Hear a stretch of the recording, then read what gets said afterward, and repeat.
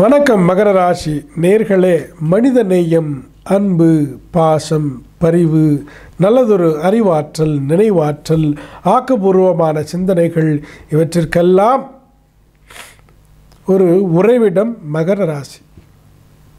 இந்த ராசியில் பிறந்த துடிப்பான நேர்களே, உங்களுடைய ராசிக்கு 11வது இடத்துல லாபஸ்தானத்தில் சஞ்சரிக்கிறார் சனி பகவான். இந்த லாபஸ்தானத்தில் சஞ்சரிக்கும் பொழுது தசமஸ்தானமாகிய துலா ராசியிலே சஞ்சரித்ததை விட சற்று நல்ல பலன்களை கொடுப்பார் உங்களுக்கு. ஆனால் இன்னும் ஒரு கவலை என்ன, 3வது பார்வையாக உங்கள் ராசியை பார்க்குறாரு. சனி பார்வை பட்ட இடம் கஷ்டத்திற்கு ஆளாகுமே அப்படின்னு ஒரு கவலையும் இருக்குது. சனி பகவானுக்கு சாஸ்திரத்தில் பாவ கிரகம், துஷ்ட கிரகம் அப்படின்னு ஒரு பேர் இருக்குது. அவர் இருக்கக்கூடிய இடம், பார்க்கக்கூடிய இடமெல்லாம் கொஞ்சம் கஷ்டங்களே கொடுப்பார். கவலைப்பட வேண்டாம். 3வது பார்வையாக பார்த்தாலும் கூட 3 நட்சத்திரங்களிலே சஞ்சரிக்கும் பொழுது நல்ல பலன்களை தான் கொடுப்பார். அதில் பாருங்கள், இந்த நவம்பர் டிசம்பர் 2014 கொஞ்சம் பிரச்சனைகள் அதிகமாகும். குழந்தைகள் அப்படின்னு பார்த்தெல்லாம் உங்களுக்கு அந்த மெமரி கொஞ்சம் லாஸஸ் இருக்கும், பயம், தூக்கமின்மை. குழந்தைகள்லாம் பார்த்திங்கன்னா தூக்கத்தில் சில டைமில் கை காலெலாம் தூக்கி இப்படி போடுவாங்க.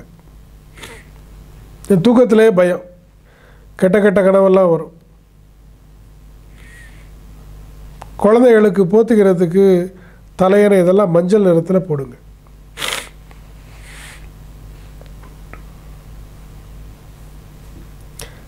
சரி, இந்த 2015 அனுஷ நட்சத்திரத்தில் சஞ்சாரம். அப்போ மகர ராசிக்காரர்களாகி உங்களுக்கு நல்ல பலன்கள். 3வது பார்வை உங்கள் ராசியை பார்த்து உங்களுக்கு தொந்தரவு வருதுன்னு நினைக்காதீங்க, பயப்படாதீங்க. அந்த ரோல் அண்ட் ரெஸ்பான்சிபிலிட்டின்னு இருக்கு இல்லையா. இப்போ ஒரு வேலைக்கு போகிறோம், என்ன வேலைக்கு போகிறோம், மேனேஜர் அப்படின்னு சொன்னால் மேனேஜ் பண்ணுறது, எல்லா வேலைகளையும் மேனேஜ் பண்ணுறது, எல்லா வேலை ஆட்களையும் மேனேஜ் பண்ணுறது, அது ஒரு ரோல் அண்ட் ரெஸ்பான்சிபிலிட்டி இல்லையா. அதே மாதிரி ஒவ்வொரு கிரகத்துக்கும் ஒவ்வொரு ரோல் அண்ட் ரெஸ்பான்சிபிலிட்டி இருக்குது. இண்டிவிஜுவல் லைஃப்பில், பர்சனல் லைஃப்பில் என்ன ரோல் இருக்குது, குரு பகவானுக்கு என்ன இருக்குது, சனி பகவானுக்கு என்ன இருக்குது, உங்களுக்கு இருக்கிறது மாதிரியே ஜாதகம் வேற ஒருத்தருக்கு இருக்காது இல்லையா. அதனால் சனி பகவான் உங்களுக்கு என்ன பண்ணுறாரோ அதையே தான் வேறு வாழ்க்கை பண்ணுவாருன்னு கிடையாது. வேறு ஒருத்தருடைய வாழ்க்கையில் சனி பகவானுடைய ரோல் வேறு வேறையாக இருக்கும். அதை கண்டுபிடிக்கணும் என்ன ரோல் அப்படின்னு. இப்போ சஞ்சாரத்தில் ஒரு ரோல் இருக்கும். சஞ்சாரம் அப்படின்னு சொன்னால் அந்த மூமெண்ட்டு, கோச்சாரம். இப்போ எந்த ரோல் இருக்குது உங்களுக்கு, ஜென்ம ராசியையும் 2ஆம் இடத்தையும் ஆப்ரேட் பண்ணக்கூடிய ரோல் இருக்குது. அப்படின்னா என்ன, செல்ஃப் மேடு, செல்ஃப் அட்டெம்ப்ட். உங்களுடைய சுய முயற்சிகளினாலே தனம், நண்பர்கள், நல்லதொரு உதவிகள், குடும்பம், வாக்கு, வித்யாபலம், கண் திருஷ்டி, இதெல்லாம் பலப்படுத்தி கொள்ளக்கூடிய ஒரு திறம் உங்களுக்கு ஏற்படும்.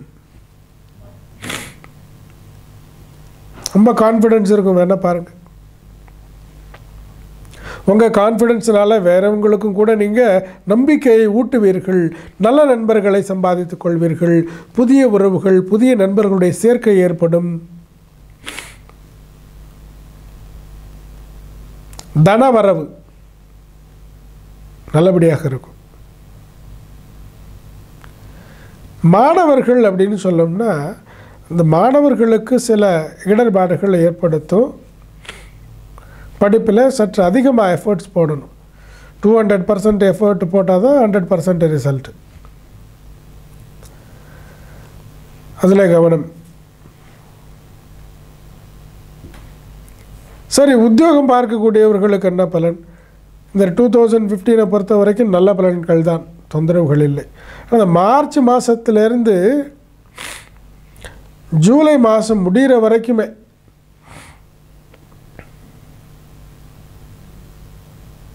உங்களுக்கு இந்த வக்ரகதி அப்படின்னு சொல்கிறோம் இல்லையா, அதனால் கொஞ்சம் சிரமங்களை ஏற்படுத்தும். டிலே, ப்ரமோஷன் டிலே, சரி வர வேண்டிய வருமானம் டிலே, சொந்த வேலையை பார்த்து அதில் எல்லாம் தாமதம். பிஸ்னஸ் பண்ணுறவங்களுக்கு எப்படி இருக்கும்? அவங்களுக்கும் அப்படி தான், லாபங்கள் தாமதமாகும், கலெக்ஷன் ஆகாது, இல்லை கடன் வாங்கிட்டு போவாங்க, வராது. ஸோ கடன் கொடுக்க வேண்டாம் அப்படின்னு சொன்னால் வியாபாரமே ஆகாது. உங்களுடைய தனத்திலே, நிதி நிலையிலே தேக்கம், லாக் ஆஃப் மணி, லாசஸ்.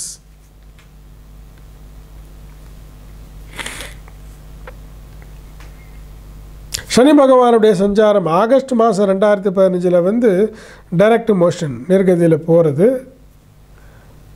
அதே சமயம் பார்த்திங்கன்னா பலன்களை நிர்ணயம் செய்யக்கூடிய இன்னும் ஒரு கிரகம் என்று கேட்டால் குரு பகவான்.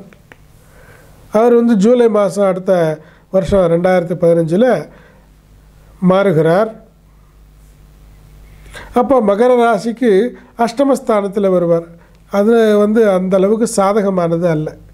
ஆனால் சனி பகவானுடைய சஞ்சாரம் பரவாயில்லை என்று சொல்லலாம். இருந்தாலும் சில தோல்விகளையோ சங்கடங்களையோ சஞ்சலங்களையோ கொடுப்பார். வாகனங்களின் மூலமான சில கண்டங்களை ஏற்படுத்துவதற்கான வாய்ப்புகள் இருக்கிறது.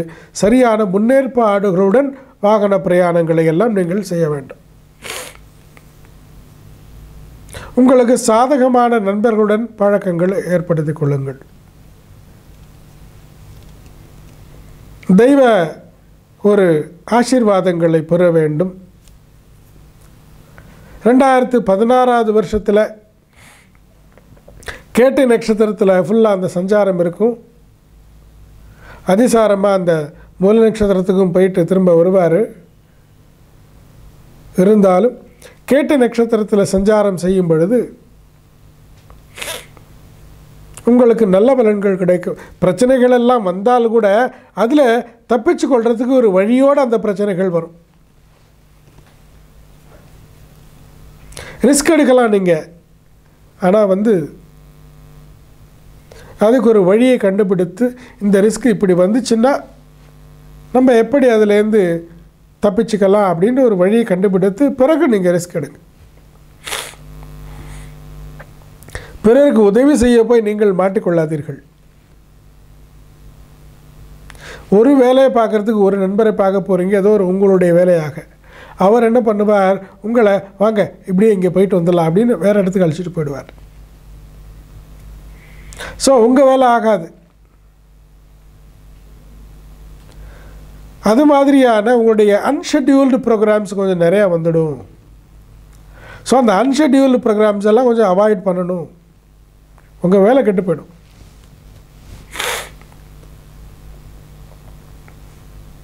வருமானத்தை பொறுத்த வரைக்கும் நிறைய ஒரு பட்டியல் போட்டு, சரி இந்த வருமானத்தினால இந்தந்த செலவுகளை எல்லாம் நான் செய்ய போகிறேன் என்று பட்டியல் போட்டிருப்பீங்க.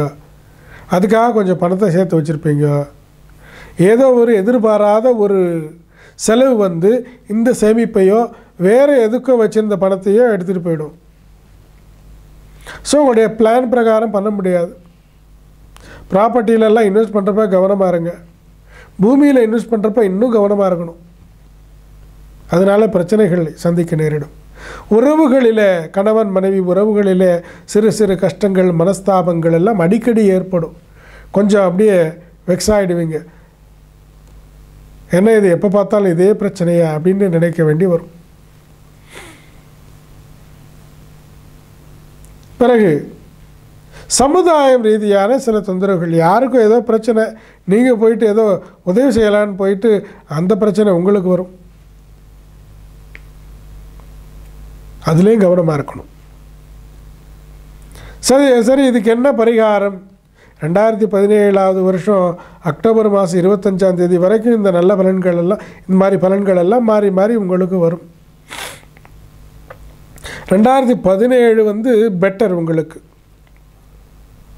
ஏன்னா அப்போ உங்களுக்கு 9வது இடத்துல குரு பகவானுடைய சஞ்சாரம் வர்றதுனால எல்லா பிரச்சனைகளிலிருந்து உங்களுக்கு விடுதலை, தெளிவு, திடம், மன உறுதி, செயலாக்கம், அதனாலே லாபம், நல்லதொரு பலன், சந்தோஷம், சுபகாரியம், குழந்தை பாக்கியம், கணவன் மனைவி உறவு ஒற்றுமைகள், இவைகளெல்லாம் உங்களுக்கு சிறப்பாக கிடைக்கும். சரி, இடைப்பட்ட காலகட்டங்களில் வரக்கூடிய பிரச்சனைகளுக்கெல்லாம் என்ன பரிகாரம் என்று கேட்டால், முதல்ல ஃபுட்டு தெரப்பி 2015-16 அவசியம் நீங்கள் ஃபாலோ பண்ண வேணும். நேரத்திற்கு சாப்பிடுவது, உறங்குவது, குவாலிட்டியான சரியான உணவை அருந்துவது, பிறகு வயிற்றை சுத்தமாக வைத்துக் கொள்ளுதல், மனதிற்கும் உடலுக்கும் பயிற்சிகளை மேற்கொள்ளுவது, உடற்பயிற்சி, மனநல பயிற்சி, தியானம், தெய்வ வழிபாடு. இன்னொன்று சொல்கிறேன், மகர ராசிக்காரர்களை உங்களுடைய சனி பகவான் வந்து 11வது இடத்துல அமர்ந்து உங்களுடைய ராசியை பார்ப்பதினாலே நல்லெண்ணெய் தானம், எள்ளெண்ணெய் அப்படின்னு சொல்லுவோம், நல்லெண்ணெய்ன்னு சொல்லுவோம், தானம் செய்ய வேண்டும்.